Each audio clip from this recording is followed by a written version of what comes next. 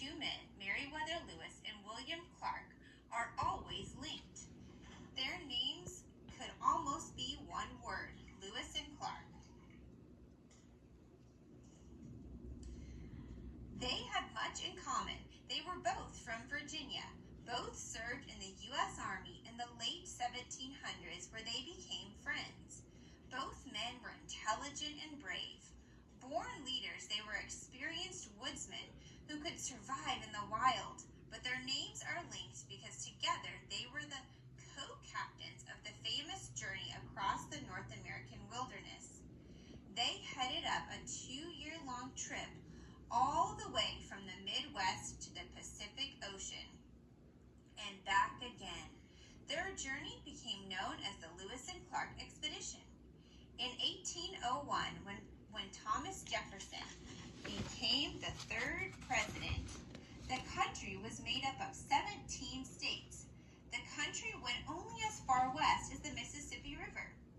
In 1803, the United States paid France $15 million for a huge parcel of western land, 828,000 square miles.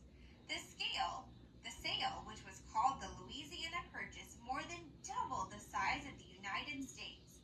In time, many states would be carved out of the land: Arkansas, Missouri, Iowa, Kansas, Oklahoma, Nebraska, as well as parts of other states: Minnesota, North Dakota, South Dakota, Montana, Wyoming, Colorado, New Mexico, and Louisiana.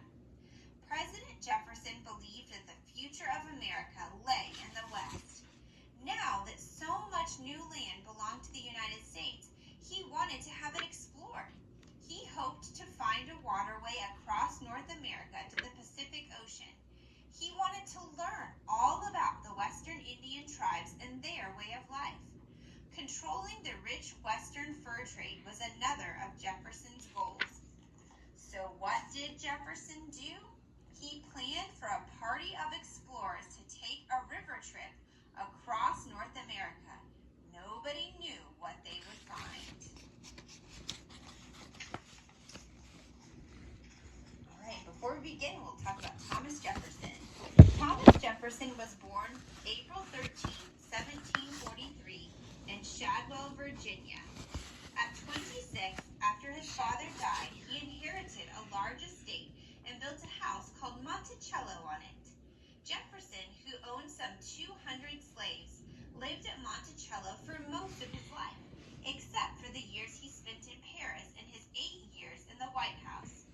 At 28, he married Martha Wales Skelton. They lived happily together until her death 10 years later. Although Martha had given birth to 6 children, only 2 daughters lived to adulthood.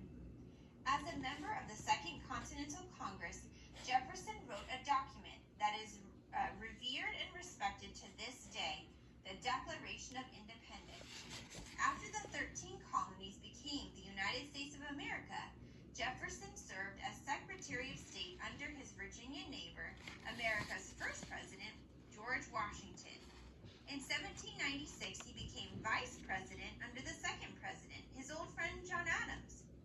4 years later, he was elected as the third president of the United States, serving 2 terms from 1801 to 1809.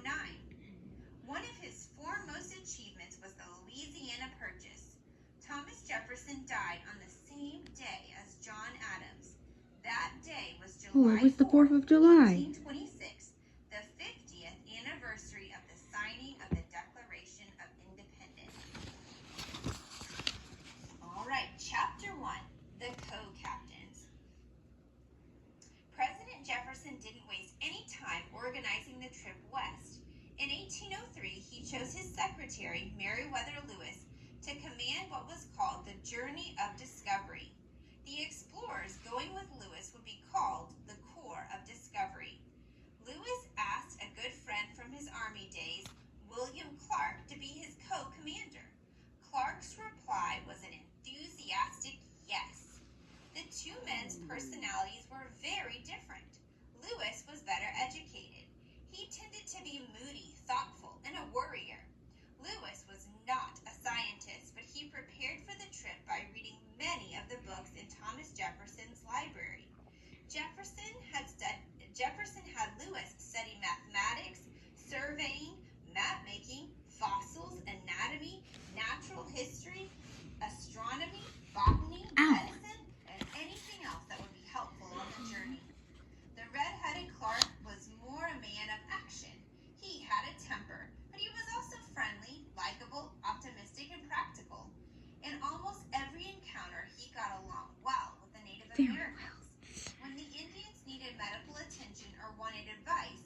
they would almost always ask for the red-headed one.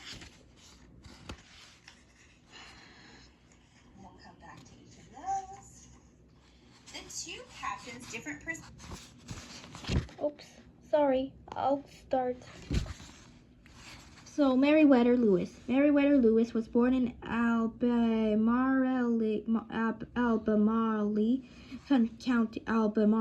County, Virginia.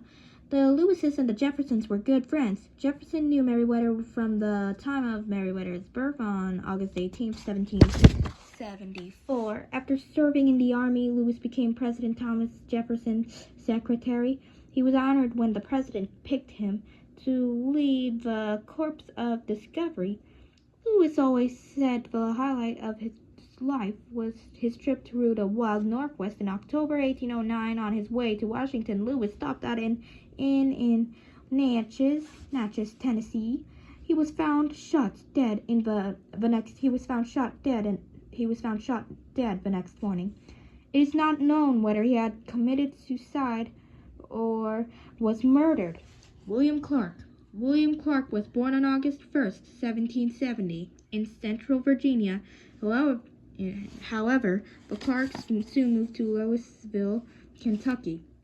William, who enlisted in the army in 1789, joined a regiment to protect Kentucky settlements from Indian attacks. In 1803, when the offer from Lewis came to lead the expedition, Clark replied, "My friend, I join you with hand and heart." The government awarded Clark 16 acres and $1,228 in back pay for his 2 years' service with the Corps of Discovery. He was named governor of the Missouri Territory in 1813. After his second wife died in 1831, William Clark moved to St. Louis to live with his eldest son, Meriwether Lewis Clark. He died there on September 1st, 1838.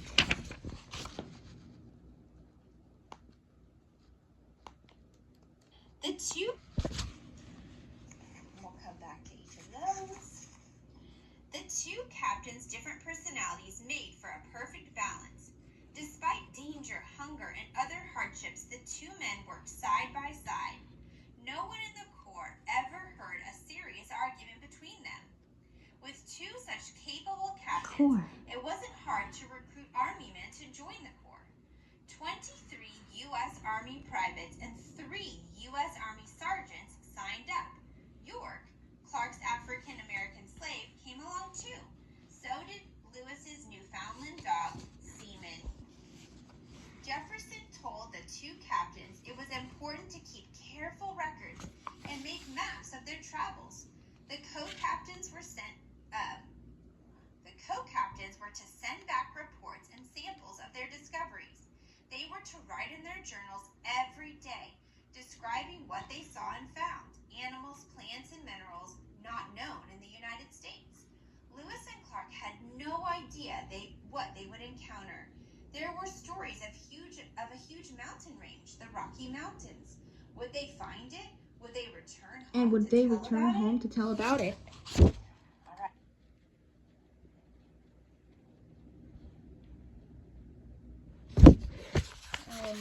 Was I in the wrong place? No, I'm good. That's okay. Right, so before we end today, we'll read about each of these. I did. Meriwether Lewis. Meriwether Lewis was born in Albemarle County, Virginia. The Lewises and the Jeffersons were good friends. Jefferson knew Meriwether from the time of Meriwether's birth on August 18, 1774. After serving in the Army, Lewis became President Thomas Jefferson's secretary. He was honored when the president picked him to lead the Corps of Discovery. Lewis always said the highlight of his life was his trip through the wild Northwest. In October 1809, on his way to Washington, Lewis stopped at an inn in Natchez, Tennessee.